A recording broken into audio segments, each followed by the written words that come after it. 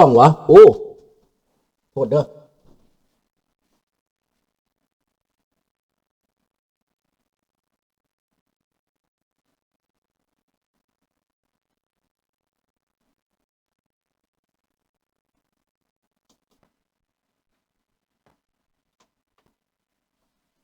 ได้แล้วบ่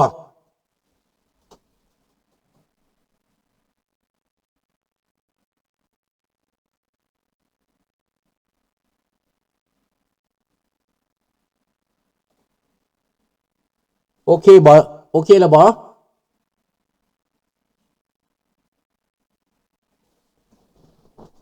ได้แล้วบ่เนาะเสียงชัดเจนแล้วบ่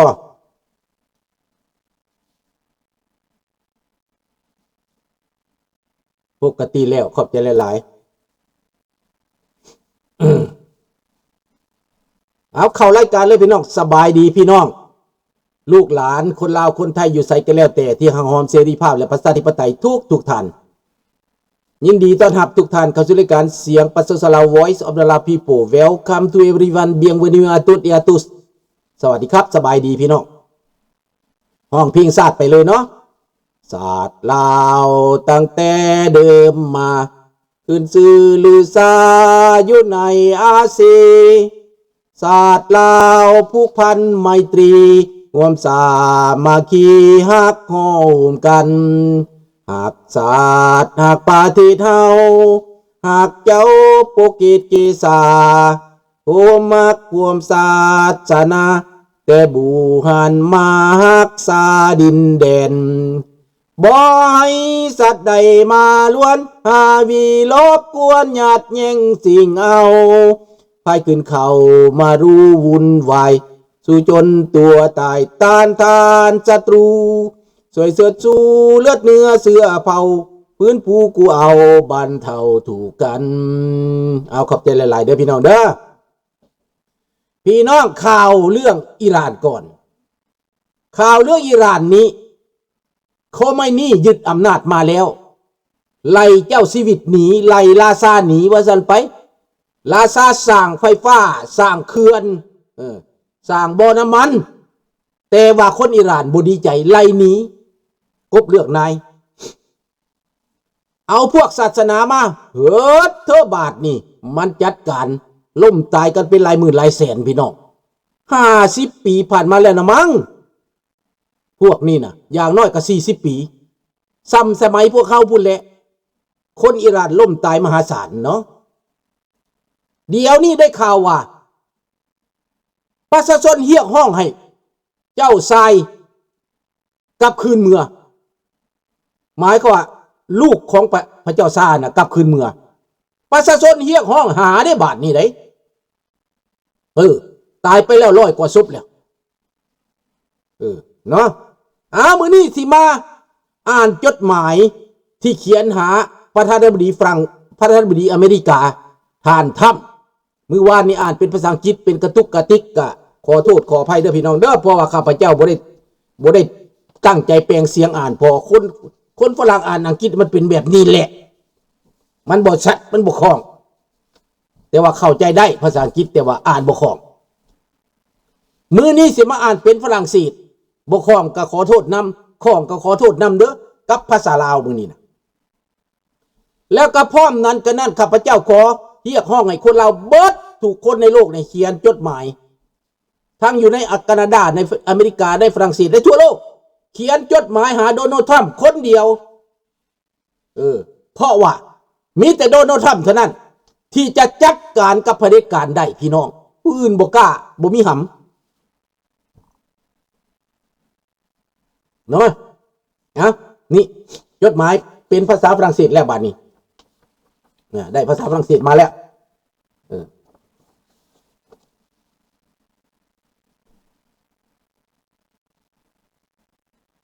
Président des États-Unis, non?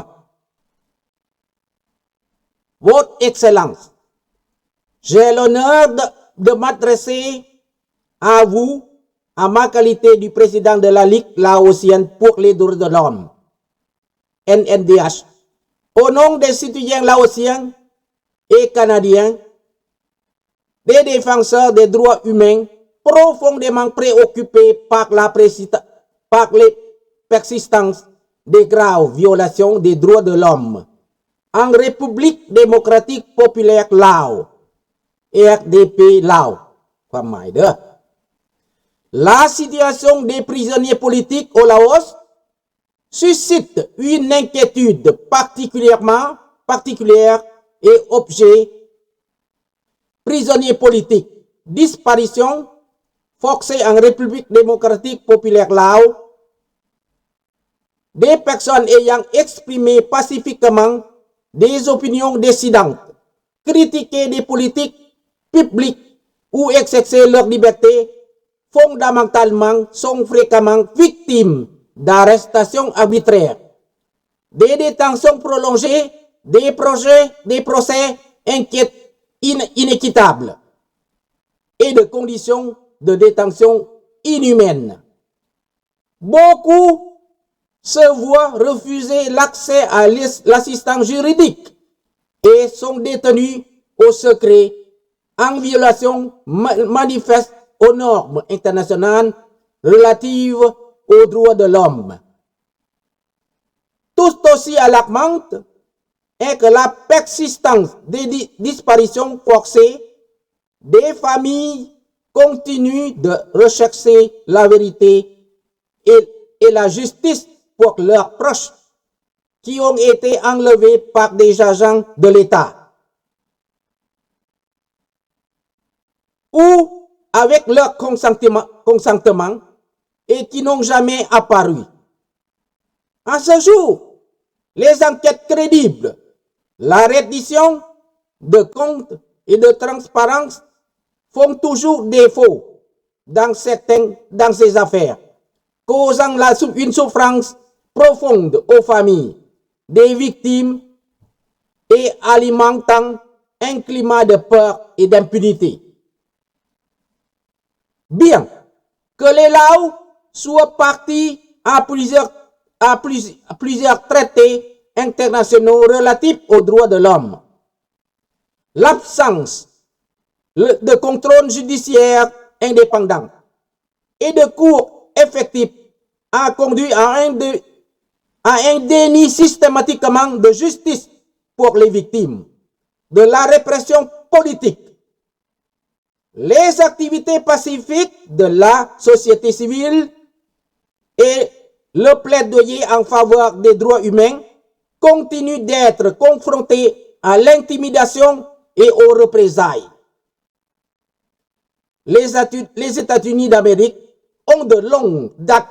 défendu les valeurs démocratiques, des droits de l'homme et de l'état de droit. Dans ce contexte, nous exhortons respectueusement votre administration à demander la libération immédiate et inconditionnelle de tous les prisonniers politiques au Laos. 2. Faire pression pour les enquêtes indépendantes,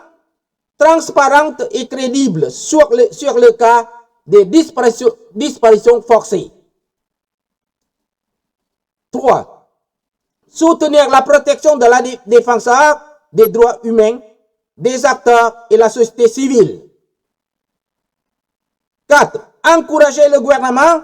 à se conformer pleinement à ses obligations internationales en matière des droits de l'homme. Votre Excellence, sans une attention internationale soutenue, un leadership fondé sur des principes, des voix des victimes, de leur famille, risque d'être réduit en silence de manière permanente. Nous appelons donc les États-Unis à soutenir aux côtés du peuple lao dans sa quête de dignité, de justice, de liberté fondamentale.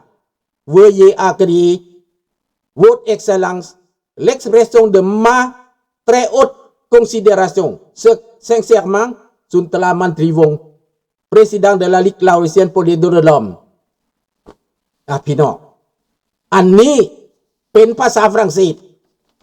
บาทนี้จะมาเป็นภาษาลาวให้พี่น้องคนลาวคนไทยเฮาที่ฟังภาษาฝรั่งเศสบ่ได้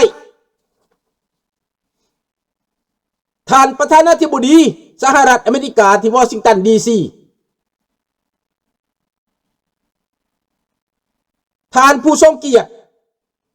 ข้าพเจ้าขอถือโอกาสนี้กราบเฮียนท่านมาในฐานะประธานสหพันธ์ลาวเพื่อสิทธิมนุษย์ลีกเหล่าเซียนโปเลียนเดอร์ล้อมในนามของพลเมืองและพลเมืองพลเมืองลาวและพลเมืองแคนาดานักปกป้องสิทธิมนุษย์ที่มีความกังวลอย่างหลวงหลายต่อการละเมิดสิทธิมนุษย์อย่างห้ายแหงและต่อเนื่องในสาธารณรัฐประชาธิปไตยประชาชนลาวประเด็นที่น่ากังวลอย่างยิ่งและเหตุให้เกิดความหีบด่วนแมนสภาพการของนักโทษการเมืองในลาวบุคคลจำนวนหลายที่ได้แสดงความคิดเห็นอย่างสันติวิพากษ์วิจารณ์นโยบายสาธารณรัฐสาธารณะให้ใช้สิทธิเสรีภาพพื้นฐานกับกายถูกจับกลุ่มโดยอย่างบริพจน์ถูกคุมขังเป็นเวลายาวถูกพิจารณาคดีอย่างบ่ยุติธรรมและถูกคุมขังในสภาพที่บ่คือกับมนุษย์หลายคนถูกปฏิเสธการเข้าถึงทนายความและถูกคุมขังแบบบ่ติดต่อกับภายนอกได้บ่สามารถติดต่อกับภายนอกได้ซึ่งเป็นการละเมิดมาตรฐานสากลด้านสิทธิมนุษย์อย่างชัดเจนอีกประเด็นหนึ่งที่น่าตกใจบ่น้อย